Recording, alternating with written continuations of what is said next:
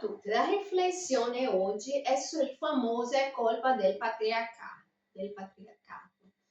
Allora, sinceramente, io non credo che la colpa sia solo ed esclusivamente del patriarcato, così come noi conosciamo.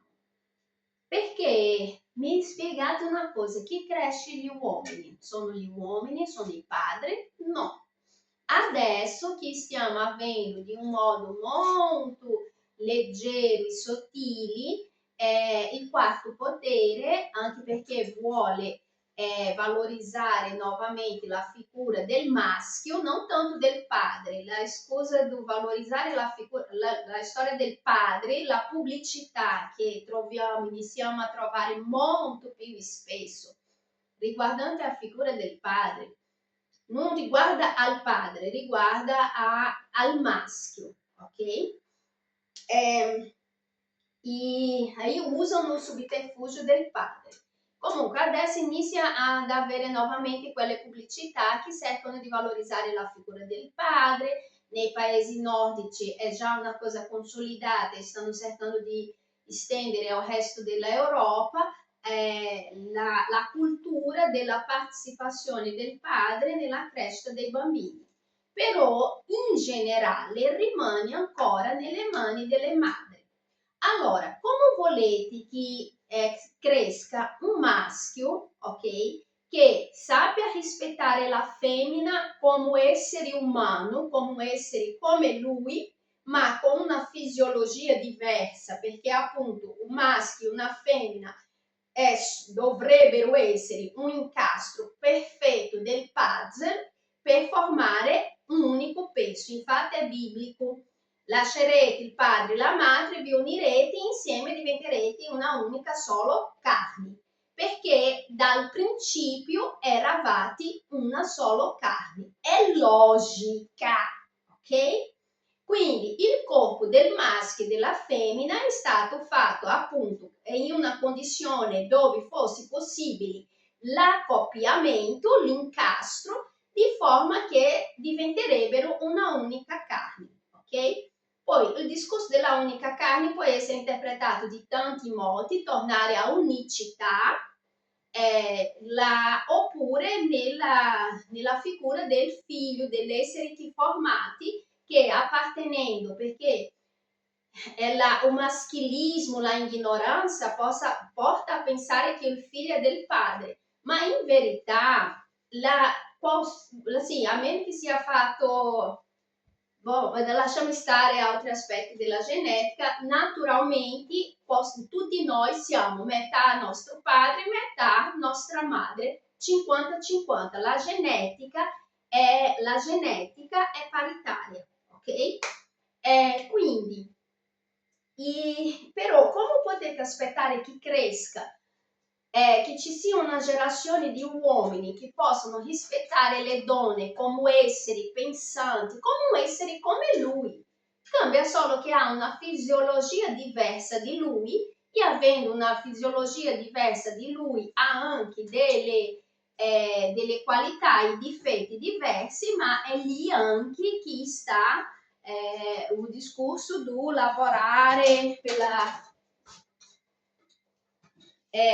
scoprirsi, tutte queste cose, ok? L'evolversi, ecco la parola. Se vengono educati di madri, che una delle prime cose che insegnano è: esisti le femmine categoria A, esisti femmine categoria B, che cresciuti da femmine che davanti a una situazione conflittuale, ok, riducono il ruolo della femmina a un buco dove è entrato e uscito la creatura. Il problema la prova è che io penso che questo è un periodo storico dove noi abbiamo più donne in carica di rilevanza. E che cosa fanno loro per le altre donne? Niente. Loro fanno per le donne come loro, però ripeto, quando tu vai a guardare lo storico di queste donne, comunque la maggior parte molti di loro vengono di un contesto o privilegiato o si sono venute di un contesto disagiato. È stato comunque un contesto disagiato, sostenuto da una madre che è rimasta zitta, perché che cosa è palese in Italia, ok? Nel sistema italiano. Tanto è che proprio oggi mi sono svegliata pensando nell'inno nazionale. Allora, la unità d'Italia, devo dire che ho studiato molto poco, devo approfondire, ok?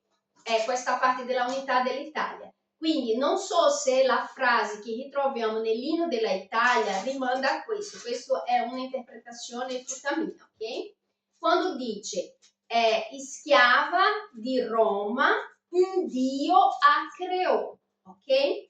L'Italia, perché la Italia che almeno che io sappia si riferisce all'inno nazionale, la Italia questa unita che conosciamo, ok? Quindi questa Italia unita e schiava di Roma è una Italia che è nata sotto effettivamente una cultura cristiana molto legata, no, dominata letteralmente dal Vaticano, giusto? La Chiesa cattolica, principalmente questa augustiniana, perché il Papa attuale è della corrente augustiniana, loro sono sono loro che hanno cacciato le streghe, quindi loro sono molto patriarcali, molto obbedienza, patriarcato, una finta umiltà, perché in verità loro non sono umili, a loro piace questo, il mondo, e quindi essere nata schiava di Roma ha portato naturalmente a una cultura dove la donna deve essere quella donna idealizzata della Chiesa cattolica che assomiglia il più a Maria. Adesso guardiamo Maria. Chi fu Maria di Nazareth?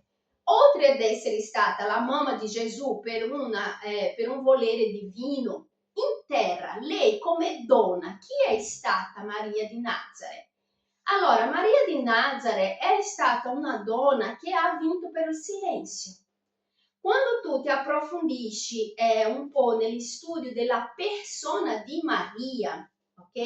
Lei era altamente rispettata era rispettata nel suo ambito, però Maria non parlava, quando parlava appunto per intercedere per qualcuno bisognoso in una situazione come quella del vino, quindi per questo anche che nella propria chiesa, nella preghiera, c'è Maria avvocata dei peccatori. Perché? Perché lei faceva il ruolo dell'avvocata, lei intercedeva a Gesù o davanti a qualsiasi altro maschio in favore di quel peccatore, qualunque peccatore sia, di qualsiasi natura di peccato fosse. Ma torniamo al punto, chi era Maria? Maria era una donna che lei vede così, con la bocca tappata. Lei vedeva tutto, capiva tutto, ok? Era una donna di buon cuore, quindi gli dispiaceva, ma lei non è stata una rivoluzionaria. Semmai è come c'è nella preghiera stessa, avvocata dei pezzi, ma lei intercedeva, ma lei non interferiva mai nella volontà del Padre. E quali sono state le sue parole quando Angela ha detto che lei era incinta?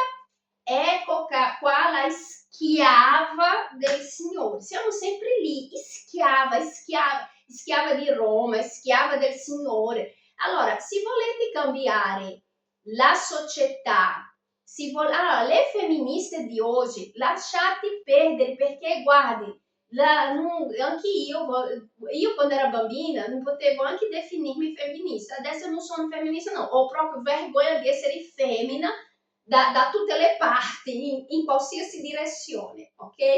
Ho vergogna di essere femmina. Daria? Eh? Anche se diventassi miliardaria? No, ma se io divento miliardaria, non...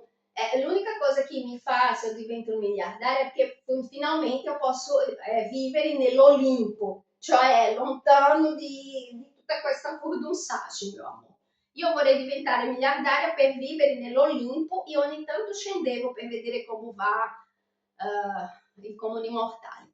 Comunque sia, il succo è questo. Lasciate stare queste femministe di oggi perché effettivamente sono di un vuoto che, assim, che quasi quasi io non mi affilio con le bigote perché io non sarò mai una bigota, però io rispetto di più oggi come oggi le bigote che le femministe, perché le bigote un minimo di culture hanno, mentre le femministe no. Quindi però il succo è questo, che al di là della corrente, ok? Se volete cambiare la società in meglio per le donne, la prima cosa che dovete cambiare è siete voi stesse. Le femministe magari prendete un libro e andate a leggere piuttosto che andare a fare manifestazione del cavolo che porta solo disordini, distruzione e è ridicolo.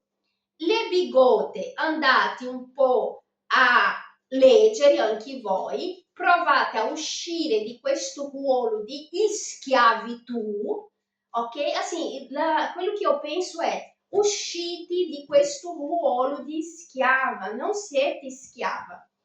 Schiava, assim, voi vi siete messe nella condizione di schiava, Maria si è messa nella condizione di schiava. Ma Maria, ricordate, lei ha vissuto 2000 anni fa, ok? Era anche una questione di sopravvivenza. È come il discorso anche, no, ma perché Gesù è nato maschio? Gesù è nato maschio perché, siccome maschio, lui è finito in una croce, figurati se era nato femmina. Lui è nato maschio, lui si è fatto carne nella figura di un maschio, anche per avere un minimo di approccio con i comuni mortali, ma neanche lui è riuscito ad avere un approccio sano con i comuni mortali, è finito in croce. Maria si è fatta schiava, ha vissuto la sua vita nel più grande silenzio per sopravvivenza e anche per continuare ad agire. E nei tempi moderni, per esempio, c'è la regina Elisabetta. La regina Elisabetta è una persona che io ho sempre ammirato. Perché? Perché lei intanto è diventata regina per caso, era ignorante ma ignorante proprio, perché in quella epoca non li studiavano, però lei ha cercato di studiare nel suo modo di fare, nella sua correttezza in ogni gesto, in ogni cosa, però quando lei interferiva era comunque per il bene globale. Tanto è che quando lei ha sentito una telefonata, successa molti anni fa, le ha detto, oh mio Dio, che cosa orribile, cosa succederà? Meno male che lei se n'è andata prima, né? Lei e tanti altri, perché effettivamente quello che sta per succedere, voi non immaginate, è molto brutto. E quindi non è indovinello, no, è matematica, è logica, ok? Quindi volete un mondo diverso per le donne? Educate i vostri figli a guardare le donne come esseri umani uguali identici agli uomini. Quindi ci saranno le donne che preferiscono essere pura casta, ci saranno le donne che invece sono come la maggioranza dei maschi, piace sperimentare, ma quello che vale nell'essere umano, una persona non può essere giudicata, ok, per le esperienze che vivi con il suo proprio corpo nella sua propria vita. Una persona deve essere non dovrebbe neanche essere, perché anche Gesù ha detto non giudicare, ma comunque sia, se proprio vogliamo giudicare se una persona è buona o cattiva, prendete delle situazioni, prendete 10 comandamenti. Per esempio, non levantare il falso testimone contro il tuo prossimo. Per esempio, le famose maestre di Ottavio, guardi, possono sembrare Madre Teresa di Calcutta, ma non lo sono, perché degli atti loro hanno distrutto la vita di un bambino, hanno distrutto la vita di una madre. Lei e tutti quelli che sono coinvolti in questo processo che siamo coinvolti noi sono persone altamente bugiarde. Per esempio, io anche un'altra cosa che mi sono oggi svegliata pensando nella nonna di Ottavio, nella parte che lei dice così: Ottavio non ha mai conosciuto, non ha mai potuto conoscere il suo nonno perché Carla si è opposta.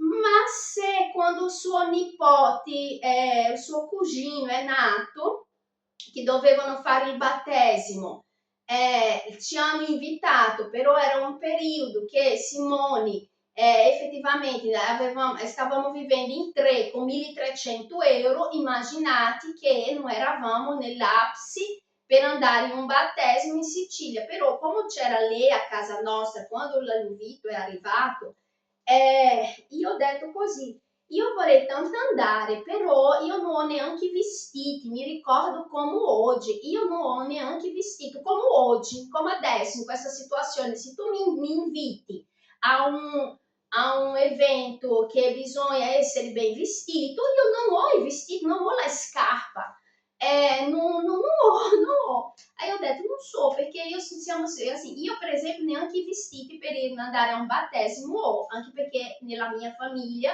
di solito questi eventi si veste molto bene, insomma. Poi lei stessa ha detto, no Carla, guarda, poi lei mi ha consigliato di non sforzarmi per non andare. E quindi dopo, se infatti se tornassi indietro nel tempo, io sarei andata. Leggendo gli atti ho capito che in verità era lei che non voleva che io scendessi con Ottavio, perché se io avessi sceso con Ottavio nel battesimo del suo cugino, non avrei potuto mettere quello che ha detto. No, più che altro noi saremmo stati presentati ufficialmente per tutta la famiglia e la zia di Ottavio, la famosa scrittrice, lei quando mi ha chiamato, lei dice, il suo papà era lì che si tagliava e lei mi ha detto che in Sicilia la storia era il contrario, quindi lei non voleva che io scendessi perché chissà quale bugia loro hanno raccontato a questi parenti. Quindi io sono, come ho detto, leggendo gli atti, io sono in stato di shock perché sì, io e mio figlio abbiamo vissuto 9 anni con degli strani e quelli sì devono avere vergogna, quelli sì sono delle persone cattive, anche se sembrano delle brave persone perché hanno un lavoro, perché per tutta la vita è stato un funzionario pubblico chissà che cosa, però addio, quando Dio dice il mio regno non è di questo mondo, voi con la bocca potete dire quello che volete, Dio guarda i vostri cuori. Quindi chi sia in terra, chi sia in cielo, in terra volete cambiare il mondo per le femmine, cambiate voi stesse, insegnate al vostro figlio, è quello che io insegno al mio figlio, uomini e donne sono diversi, però non c'è uno più grande dell'altro, la grandezza dell'uomo ha creato la società, quindi tu nel tuo piccolo in futuro si può, ricordi sempre di non complicare la vita di una donna perché è già complicata di per sé.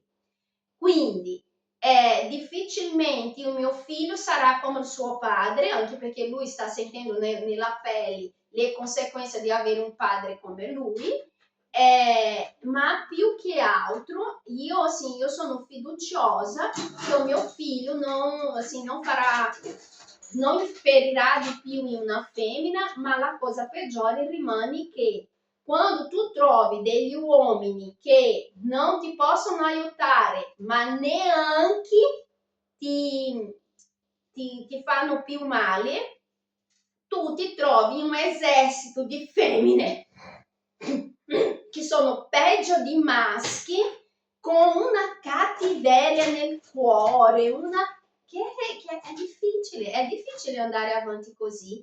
E, sinceramente, se il mondo deve essere consegnato nelle mani di donne come Fedrizzi, Graffe e tante altre donne bugiarde, invidiose, bigotte e con l'odio nell'anima perché hanno sprecato la loro vita come schiave e non accettano che una donna sia libera invece di essere felice perché quella donna ha avuto un destino diverso del suo, cerca di trasformare anche lei in schiava, a quelle donne sinceramente io posso dire mi spiace che non avete capito niente e a questo punto io preferisco il gran patriarcato perché almeno nel gran patriarcato i maschi prendevano le loro mogli, li mettevano in una casa e non li faceva lavorare, ma non faceva neanche mancare niente, loro potevano passeggiare nei giardini, ok?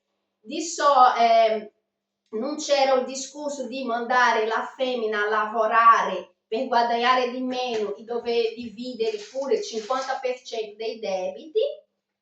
Diciamo che la schiavitù era diversa e anche non c'è, almeno loro alle prostitute prendono il servizio ma pagano almeno, quindi non queste femmine che non sanno fare altro che umiliare le altre femmine se non pensano come loro, se non sono come sono proprio cattive. Io sto con il patriarcato vero perché si deve essere se il potere deve finire nelle mani di femmine, queste che vedo, va bene nella mano dei maschi. Punto. Allora, immagini una femmina al posto di Putin. Eravamo già tutti morti. Noi siamo ancora vivi, che Putin è un maschio, ok? Alla prossima. Aspetta, un'altra cosa. Dimmi, mio amore. Se Putin fosse una femmina saremmo già tutti morti oppure saremmo sotto le macerie. È vero. Per fortuna che Putin è un maschio. Appunto. E alla prossima.